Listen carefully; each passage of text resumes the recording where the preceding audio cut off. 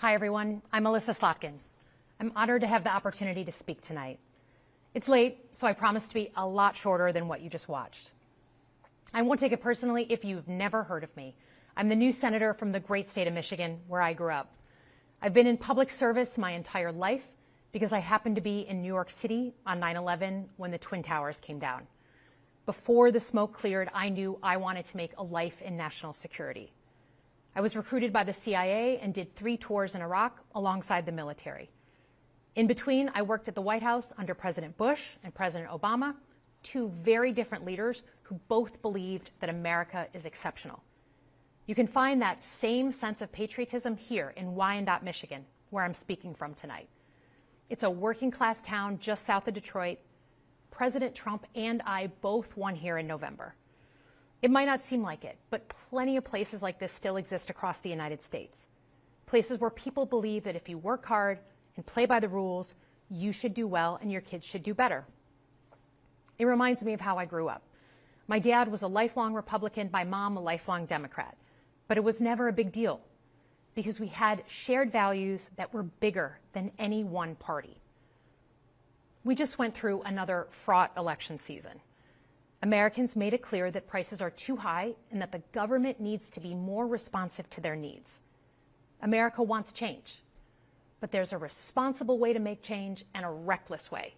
And we can make that change without forgetting who we are as a country and as a democracy. So that's what I'm going to lay out tonight.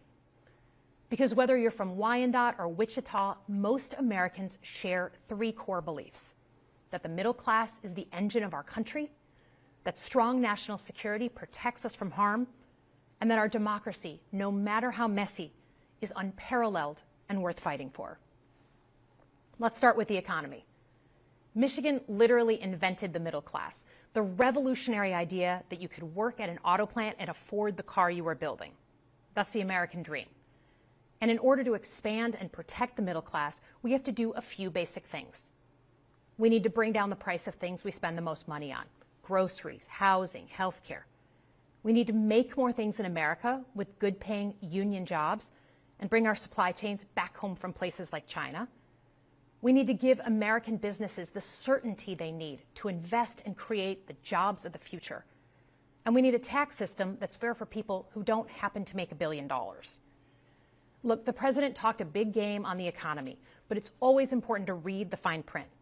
So, do his plans actually help Americans get ahead? Not even close.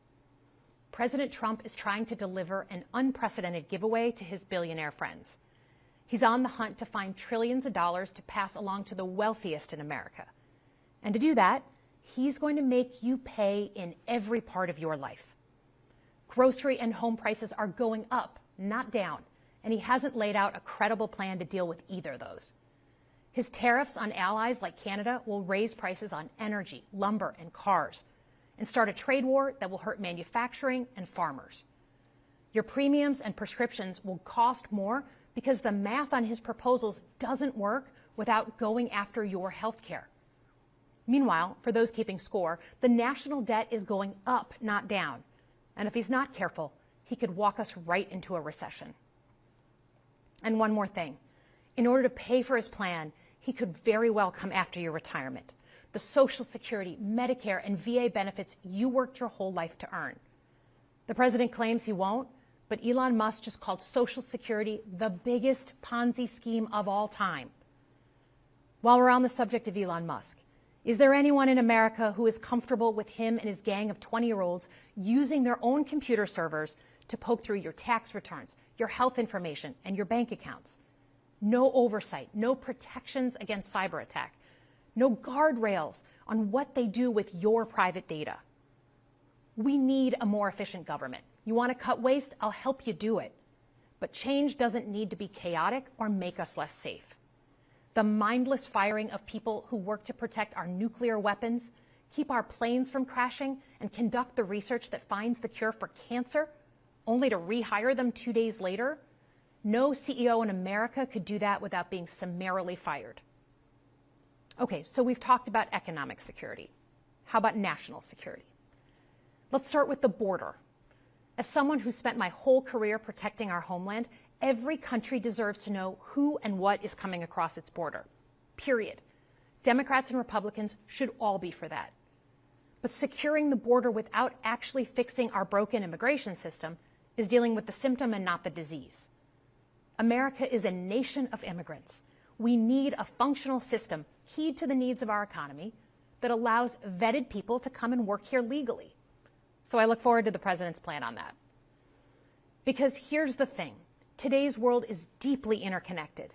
Migration, cyber threats, AI, environmental destruction, terrorism. One nation cannot face these issues alone. We need friends in all corners, and our safety depends on it. President Trump loves to say peace through strength.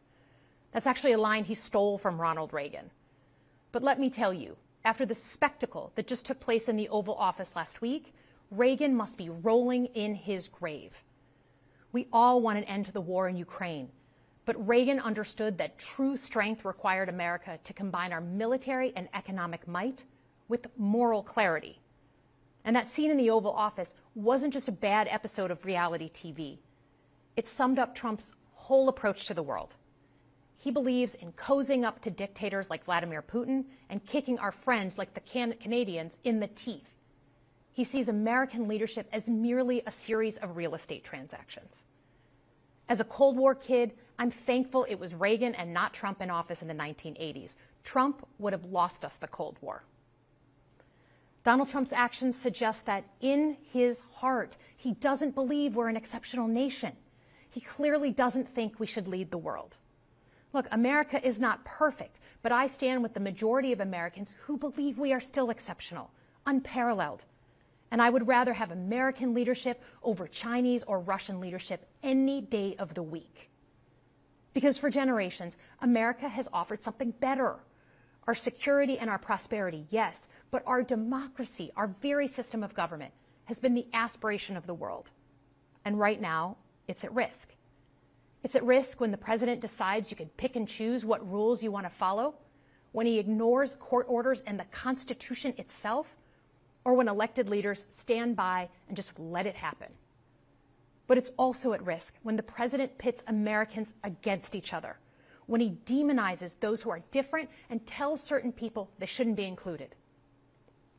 Because America is not just a patch of land between two oceans. We are more than that. Generations have fought and died to secure the fundamental rights that define us. Those rights and the fight for them make us who we are. We're a nation of strivers, risk takers, innovators, and we are never satisfied. That is America's superpower. And look, I've lived and worked in many countries. I've seen democracies flicker out. I've seen what life is like when a government is rigged. You can't open a business without paying off a corrupt official. You can't criticize the guys in charge without getting a knock at the door in the middle of the night. So as much as we need to make our government more responsive to our lives today, don't for one moment fool yourself that democracy isn't precious and worth saving. But how do we actually do that? I know a lot of you have been asking that question. First, don't tune out. It's easy to be exhausted, but America needs you now more than ever. If previous generations had not fought for this democracy, where would we be today? Second, hold your elected officials, including me, accountable. Watch how they're voting. Go to town halls and demand they take action. That's as American as apple pie. Third, organize. Pick just one issue you're passionate about and engage. And doom scrolling doesn't count. Join a group that cares about your issue and act. And if you can't find one, start one. Some of the most important movements in our history have come from the bottom up. In closing, we all know that our country is going through something right now. We're not sure what the next day is going to hold, let alone the next decade. But this isn't the first time we've experienced significant and tumultuous change as a country. I'm a student of history, and we've gone through periods of political instability before. And ultimately, we've chosen to keep changing this country for the better. But every single time, we've only gotten through those moments because of two things: engaged citizens and principled leaders. Engaged citizens who do a little bit more than they're used to doing to fight for the things that they care about, and principled leaders who are ready to receive the ball and do something about it. So thank you tonight for caring about your country. Just by watching, you qualify as engaged citizens. And I promise that I and my fellow Democrats will do everything in our power to be the principled leaders that you deserve. Good night, everyone.